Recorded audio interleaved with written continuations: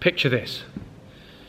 It's early evening and you're cooking or you're relaxing or you're washing, and then suddenly there's a commotion outside and people are saying, get out, we've got the freedom, go now. And you grab all you can and you take it with you and you run. You run as fast as you can because that moment has come, that moment you've been waiting for and dreaming of, freedom. And you get to a sea and the sea parts and you cross the sea and you're with your family and with your friends and you're celebrating, you're joyous, and then 3 days later you start to moan. You start to say, I'm hungry, give me something to eat. Oh, it was better when we were back in Egypt. This is the story of the Hebrew people as they fled the slavery and the persecution that was life under the Egyptians.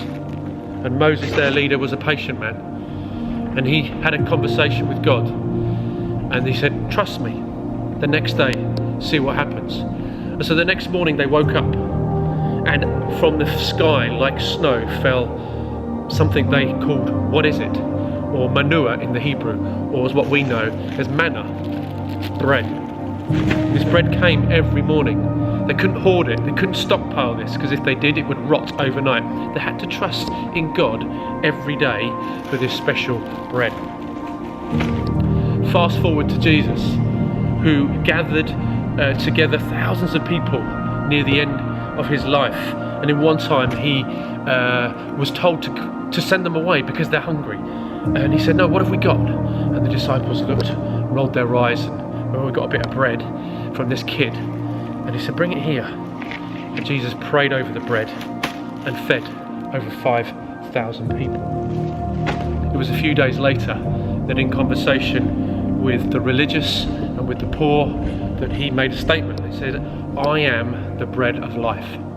There would have been confusion in the audience, there would have been puzzlement, and there would have been understanding. The wise there would have gone, the bread of life, the manna that came, the promise of God. Others would have gone, you're a human being, you're not bread, what are you talking about?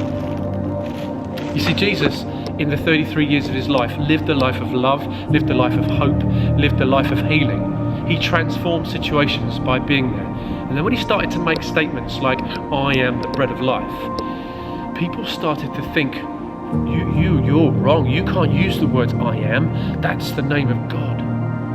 But what Jesus was trying to say was, yes, bread fills you, nourishes you, and people were hungry. In the feeding of the 5,000, people were hungry. Today, over 400 million people go to bed with aching tummies because there's no food. Right now, what I'm doing here is part of our school is supporting our more vulnerable families on free school meals, giving them hampers once a week to top up the food vouchers they're getting. So we are hungry, but not just for food. We're hungry for so many things. At this time of lockdown, there are so many hungry, lonely people. Loneliness is a hunger. Anxiety is a hunger. And what can we do to feed that hunger?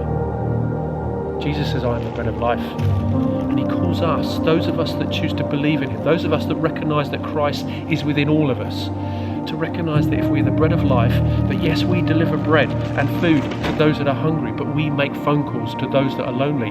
We try and make people smile who are struggling with anxiety. We listen to people. We bring healing by caring, because that's being the bread of life. That's what Jesus said he was, and that's what he calls us to be, the bread of life. So I know and I hope and I pray that you'll continue in your opportunities to ring people who you know might be a little bit isolated, to knock on their door, take 2 meters back and say hello, make eye contact and deliver food and medicine and top up the electricity meters of the people in your streets. Because that is being the bread of life, just like Jesus was, just like we are called to at this moment. So God bless you, keep safe and keep being the bread of life.